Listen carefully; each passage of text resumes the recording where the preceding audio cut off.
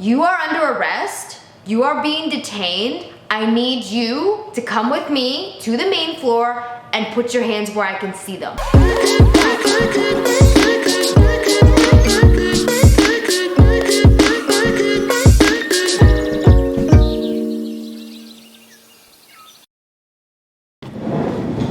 Okay, my fitties, it's story time, because a lot of things have happened over the past, I want to say 2.5 weeks. Okay, where do I start? I can start with part 1, which is, I'm gonna call the package. And I apologize if this is bad lighting, but you're gonna have to make do with this. Okay, so the package. So one day I was coming home from work, from downtown, and upon coming up the front door steps, I saw a package right next to like the front door. And I looked at the package and I saw the name. Nobody has that name that was living here. And it also had the wrong address on it. So I just thought, okay, maybe somebody from the house left it here, or somebody's friend left it here by accident. I don't know, maybe somebody forgot it. So I'm just gonna leave it here. I'm not gonna bring it in, I'm just gonna leave it here. So go inside. I go inside, start cooking a little bit, start dewinding, putting my stuff down. And then, all I hear is somebody knocking at the door. And meanwhile, I'm like mid-eating. I'm like in the middle of a bowl of like cereal and keto cereal and almond milk.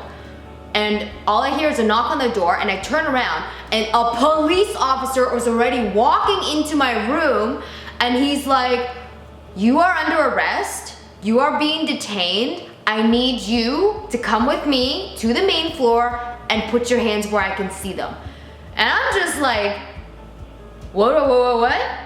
Okay, number one, you just entered my room. I feel like totally violated. I'm in the middle of eating. I'm in the middle of doing something right now. And someone just walks into my room. I don't know, but I would feel violated if I were you. But I understand he's a police officer, so he has the right to do that. And number two, I'm like, okay, what is this about? What did I didn't do anything. I'm not involved. And he's like, yes, but we still need you to follow these orders. So I was like, oh my God, okay. So I remained calm and I put my stuff down and I walked up the stairs with him. And before I walked up the stairs, he was like looking around my room, like he was looking for something specific. He was looking for the package, I found out. So I go upstairs and to the main floor, and we're all sitting down. We're all sitting down here, my fitties. Okay?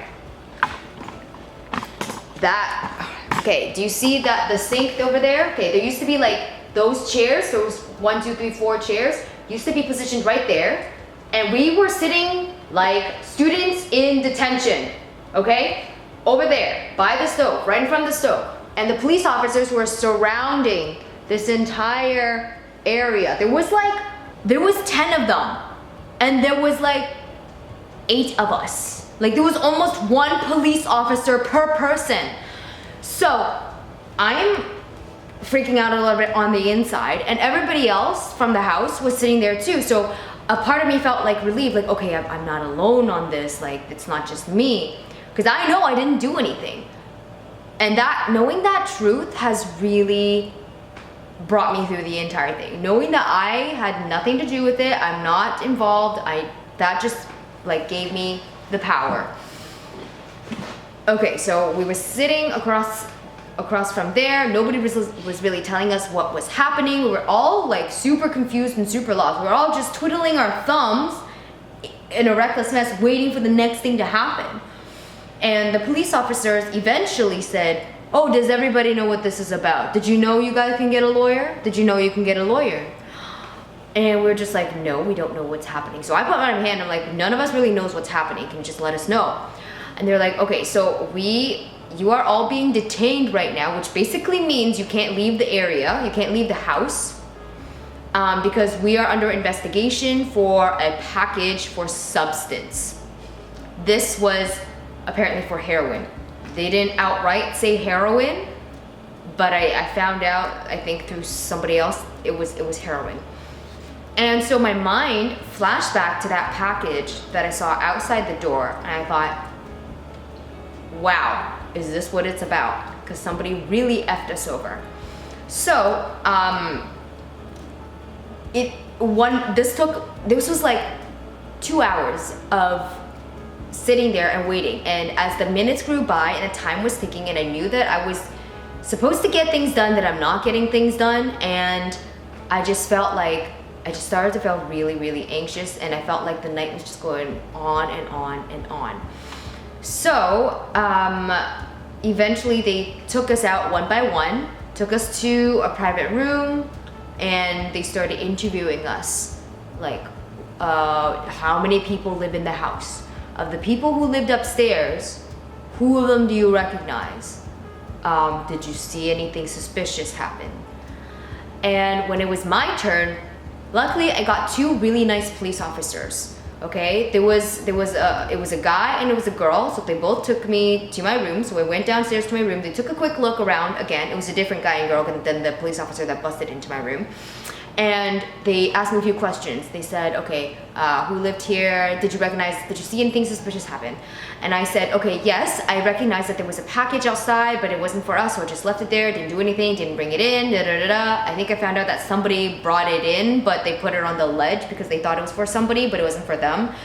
Because that's what happens with packages a lot. When we see a package, sometimes we would, if we were feeling nice, take the package in and put it on the ledge. And so whoever lived in the house can take a look and just know that, oh, okay, I have a package. So I said, well, I found the package, didn't bring it in because it didn't look familiar to me. The name was not familiar to me. And at the very end, they said, did you notice anything else suspicious? And I did, because while I was cooking, the back door to the basement, which was a separate entrance, and only the basement tenants were allowed in and out of that if we ever really even used it. We don't even really use that entrance. We just use the main entrance, which is on the main floor. So we go up the stairs, out the door, right? While I was cooking, the back door opened, and I couldn't see who opened it because it was really dark, and then closed. And I thought, oh, okay, I guess they thought that they could sneak in the back door, but then they saw me, a basement tenant, and they're like, oh, okay, I'm not following the rules, I'm not supposed to do this. So they closed the door and then they left.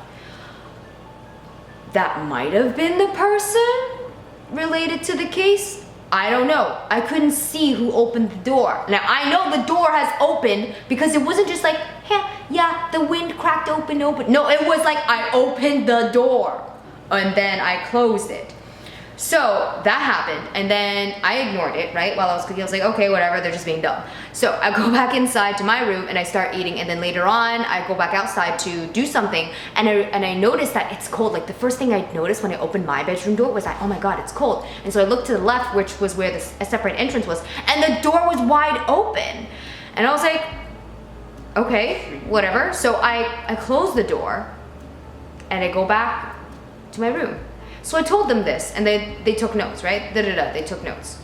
At the very end of the night, which is about 2 hours later, and we were all like restless and pissed off, really pissed off that this was happening, because none of us, I don't think any of us were really like involved. We were just like restless and done. And near the end of it, the police officers said that they were gonna remain at the house, but we could all go to our rooms as long as we don't leave the house. So I said, okay, because I have stuff to do and I couldn't care less if you were here at this point. So I go to my room, I'm like agitated and anxious and nervous, and I honestly feel like binging at that point. And I honestly felt like, I don't know, like I don't know. Everything was a blur for a brief like 30 minutes or so or something like that. So later on, I found out that they left, and they didn't say bye or anything like that. Like at some point they just left. So I have no idea what happened. Nobody, I don't think, in the house knows exactly what happened to that package, who Ashley was, who was involved, if at all. Oh, I forgot to say, while we were sitting, like detention kids over there, I hear from like they're walking in and out of the room, right? A lot of them are supervising, and then they would take turns to walk in and out the room to investigate us, to go out to the garage and back. And a guy who came back from the garage, I hear over his walkie-talkie, I found them in the garage.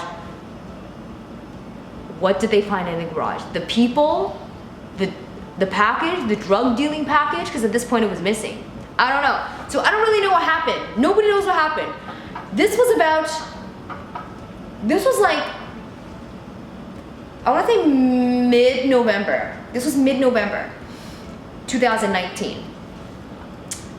Okay, fast forward a week and a half later. I hear a knock on the door some evening, and I'm back from work again. And I don't answer it because I'm not expecting anyone. I hear from across the hall that my housemate goes up the stairs and he opens it. So I'm like, okay, maybe it's his guest or something like that, whatever, right? And then the next day, which was a Sunday, because yes, this was a Saturday night. The Sunday, the landlord comes over all of a sudden. So I open the door and I see him, and it's like near the beginning of the next month. So I'm like, oh, hey, Mr. Landlord, I have my rent for next month. So while you're here doing whatever you're doing, I'm going to give you next month's rent so I don't have to worry about it next time. You don't have to keep pestering me. He goes, okay. And then he turns to me and he goes, do you know anything that happened last night? And I said, no. What happened last night? And he looks at me dead in the eyes and he says exactly this. Somebody died. And I'm like, what? In the house? Like somebody died in the house? He says, you don't know? Somebody from upstairs died, I think on the 3rd floor. She had an overdose. You know the Indian guy's girlfriend? And I thought, okay, there's a lot of Indian guys in the house, number one. And number two, I was just like shocked because I've never been in such close proximity to somebody who had died before. And no, I did not know this guy's girlfriend. I might have maybe seen her once just walking through the kitchen, but like we're a household of strangers. Some of us are students, some of us are not students.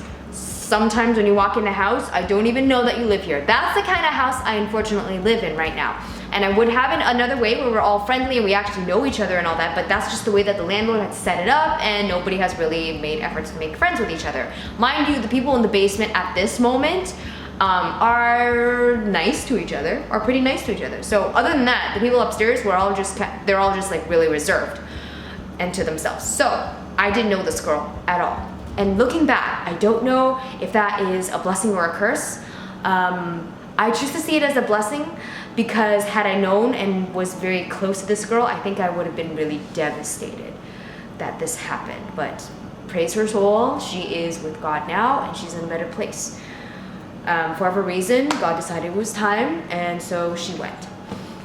But I had no idea that this was happening, and I was just shocked, and I told Irfan, no, I had no idea this happened. And like I asked him if there was any details, but he didn't really tell me very much because I had a feeling that he didn't really know too much himself.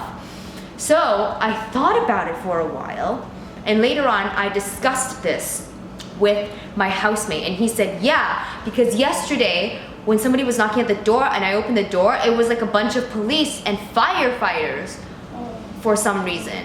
And I just thought, number one, I thought, oh my God, that's terrible. And number two, I'm like, I imagined him. What was his reaction upon opening the door and seeing the police again? Just take me, officer. Like, I'm done with this shit. I'm done.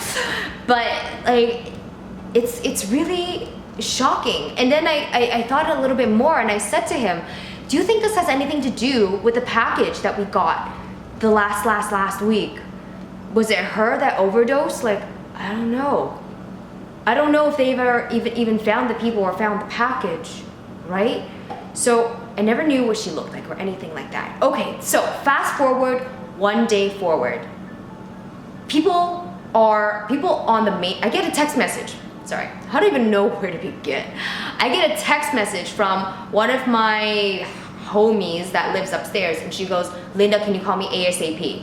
And she never texts me. She never messages me. So I can tell that this was like some real deal here.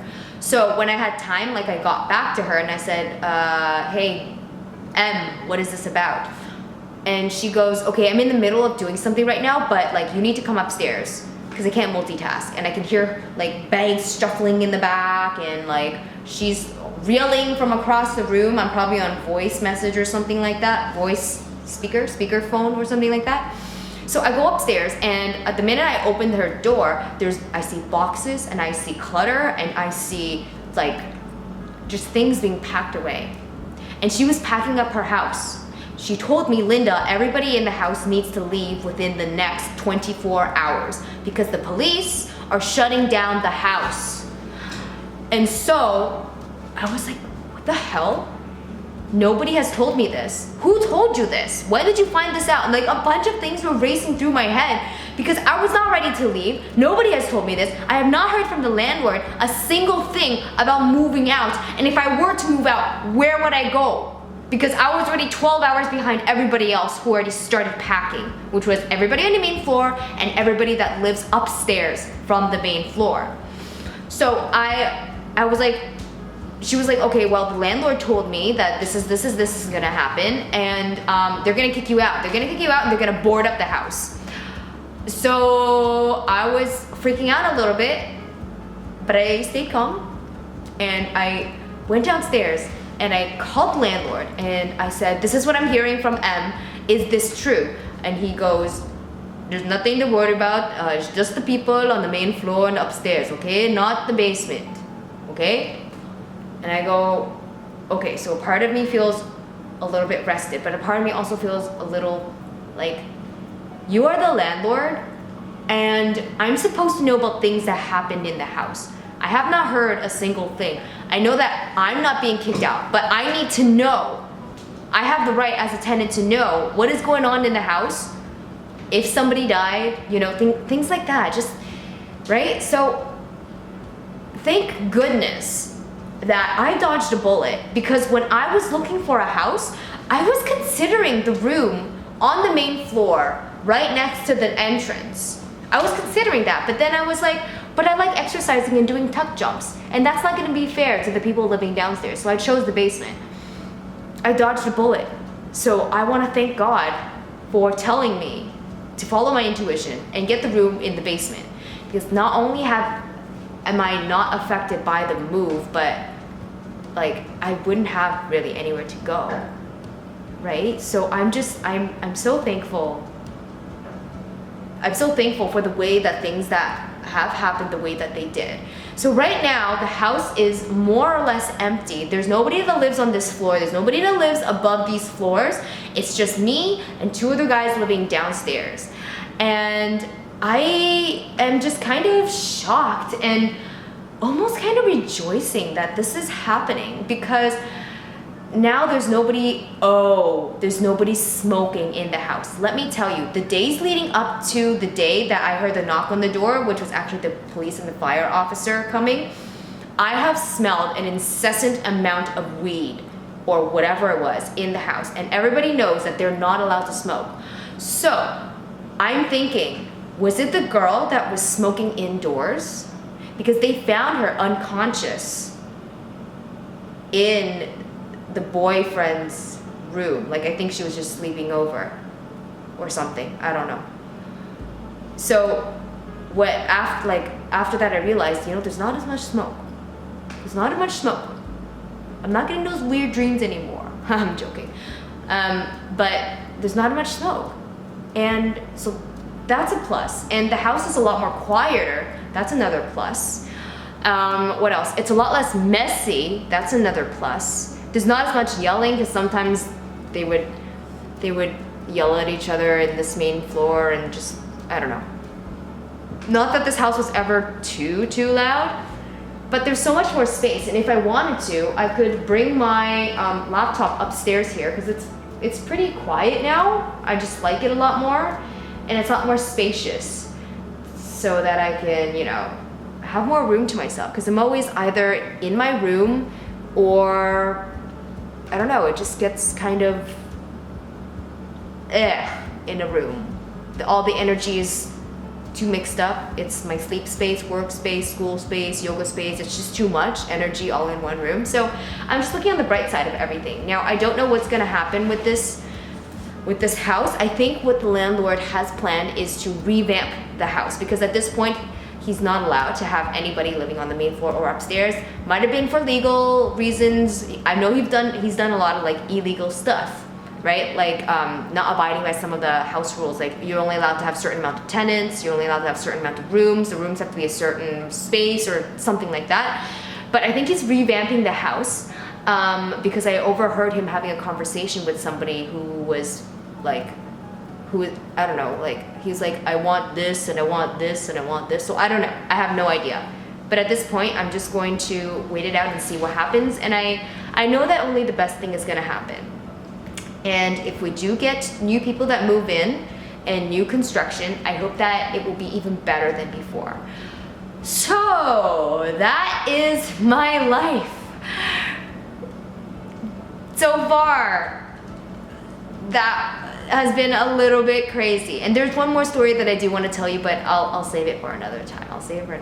All right? My friend is here, and she's just like, she's behind the camera right now, and her expressions, like, I can tell she has a lot of questions. So I will see my fitties the next time I have better lighting. And God, you know, just have the most empathy and the most grace for whatever is happening in your life right now, whether good or bad. Just embrace in what is working at the moment. And what is working for me, I think this has been a gift for the house and for all the tenants.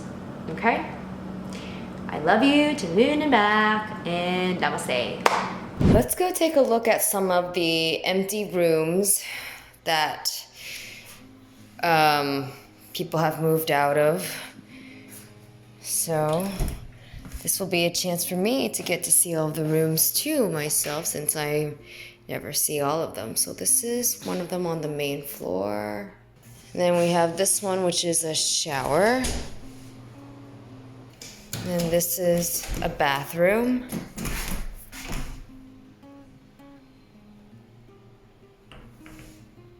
And this is the kitchen.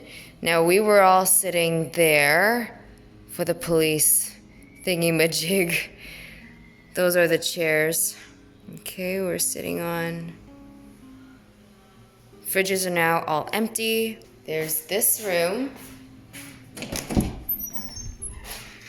Oh, this room is warm. Oh, this is nice. Yeah, this room is really warm.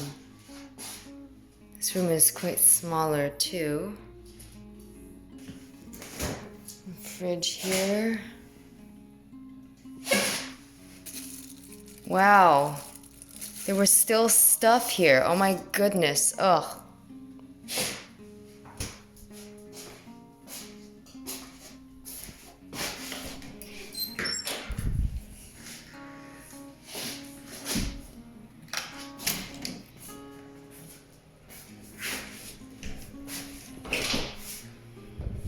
Upstairs. Bathroom. Haven't been to this room in a long while. My friend and I used to hang out a little more often. We have a chair. The outside, backyard. The snow is beautiful. I really love oversized sweaters.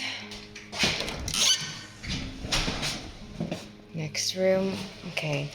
So this is apparently where the girl overdosed and they found her, the boyfriend found her in this room. I've never been in this room before. Ever. Bathroom. Oh, this shower is much nicer.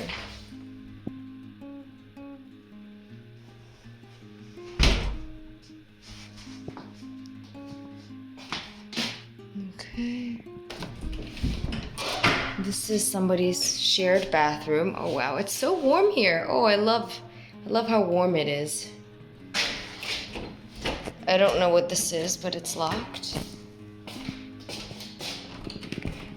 Enter this room. Oh my gosh, this room is cold. I've never been in this room before, ever. Wow. I think the window is open, so maybe I'll close it.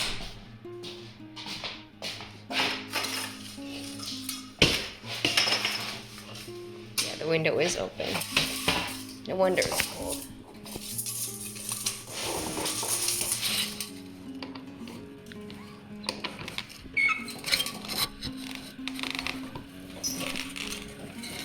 There, that's better. Maybe when this room warms up a little bit, I can do a little bit of yoga here. I think that would be nice. Oh, this is strange. Okay, whatever this is.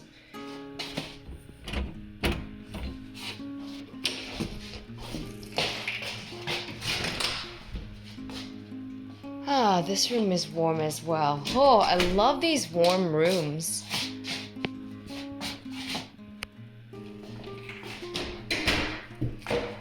And this is the very top floor.